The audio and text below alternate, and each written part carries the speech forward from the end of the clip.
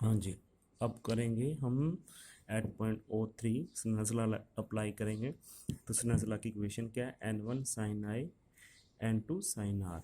अब हम ओ three point पे देखेंगे कंडीशन के एंगल ऑफ इंसिडेंस हमारा क्या, i c, angle of refraction 90। तो sine i by sine r is equal to n two by n one. ठीक है जी, इसी इक्वेशन को हमने कर लिया, is equal to n two by n one. Value put करते हैं, आई की जगह आई सी, आर की जगह 90 equal to n two one. ठीक है जी, तो ये हमारा साइन 90 हमें पता है 1 होता है, तो sine I c is equal to n two one. ठीक है जी, अब यहाँ पे ध्यान रखना है एक चीज़ का, क्या ध्यान क्या रखना है, n two one is equal to one by n one two होता है, ये हमें पता है। क्यों, ये भी देख लीजिए, एन वन टू की वैल्यू क्या होती है, N one by N two, N one by N two ऊपर चला जाएगा, तो N two one is equal to one by N two, N one two हो गया। ठीक है जी, अब यहाँ पे हम अगर ये वाला रिलेशन ऐसे है तो एन वन टू की वैल्यू कितनी होगी, वन बाई साइन आई सी। ठीक है जी, एन टू वन की जगह हमने ये वाली इक्वेशन यूज़ कर ली है, let's say this equation is A, use this equation in this B equation. हाँ जी, use A in equation B. ठीक है जी, ए को बी में यूज़ किया है, A is this one and B is this one. तो एन वन टू की वैल्यू आ गई साइन आई सी। अब this is the generalise formula.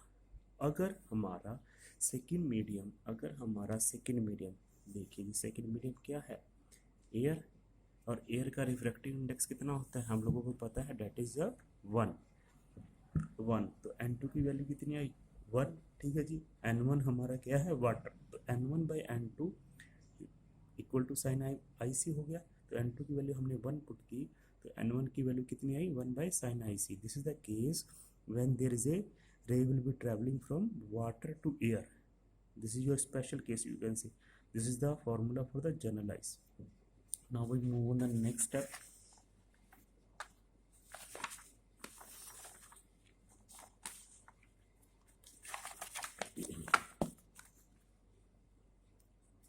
ठीक है जी, अब हम निकालेंगे क्रिटिकल एंगल। क्रिटिकल एंगल कैसे निकालते हैं, एक का निकाल लेते हैं, बाकियों का that you can find easily.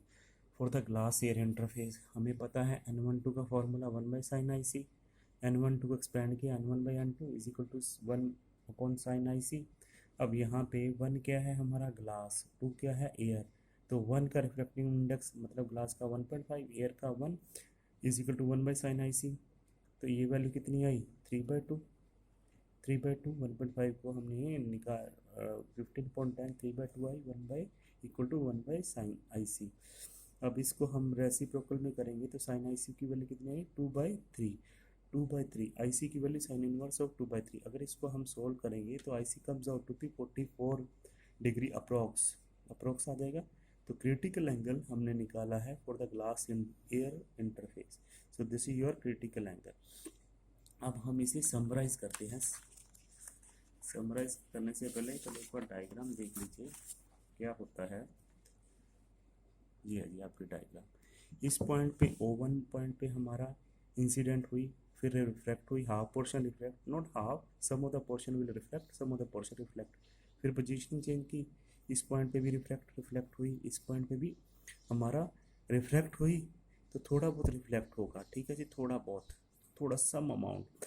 तो हम कह सकते हैं whenever the incident light strike on that particular interface there is a two type of thing happen, first one is refraction and another one is the reflection. Okay, तो हमारे यहाँ पे देखिए कंडीशन क्या रिक्वायर्ड होती है for T I R to be occur. T I R हमारा किस पॉइंट पे, ओ फोर पे अकर हो रहा है।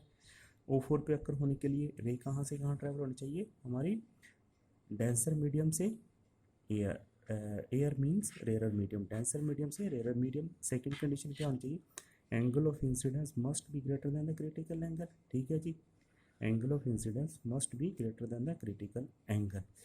और हम यहाँ पे देखना है ओ थ्री पॉइंट पे नोटिस करना है, एक पॉइंट नोटिस करने वाला है हमारा angle of refraction. Angle of refraction at O three can be increase 90, 90 से ज़्यादा नहीं हो सकता। ठीक है जी, बिकॉज साइन 91 होता है, हमें पता है 1 से ऊपर साइन की वैल्यू हो ही नहीं सकती। So we can say angle of refraction that increase maximum is sine 90। तो आई और आई सी की वैल्यू मतलब एंगल ऑफ इंसिडेंस की वैल्यू भी इतनी हो सकती है maximum for refraction and reflection to be occur. अगर इसके बायोंड हम एंगल ऑफ इंसिडेंस इंक्रीज करते हैं तो क्या होगा, TIR will happen, TIR will happen, that mean there will be no refraction. इस पॉइंट पे रिफ्रैक्शन और रिफ्लेक्शन दोनों हो रही हैं, ठीक है जी। इस पॉइंट पे only reflection happen, that is the totally one. तो हम देखेंगे जो इंसिडेंट लाइट और रिफ्लेक्टेड लाइट उसकी इंटेंसिटी सेम होगी, मतलब लेट्स से कुछ इसकी एनर्जी है 100 किलोवाट, तो इसकी भी 100 किलोवाट होगी। पर यहाँ पे देखेंगे 100 किलोवाट है, यहाँ पे लेट्स से 60-40 होगी, 70-30 like this.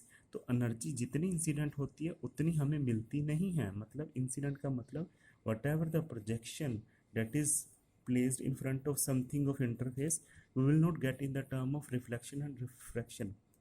But at this point क्या होगा, जितनी हम इंसिडेंट लाइट होगी उतनी ही हमारी रिफ्लेक्टेड होगी, मतलब इसकी इंटेंसिटी और इसकी इंटेंसिटी बराबर होगी, both are equal in the intensity. ये कंडीशन हम यहाँ पे समराइज कर रहे हैं फिर से। Condition of TIR, ray of light should be travel from denser medium to rare medium, angle of incidence should always greater than the critical angle।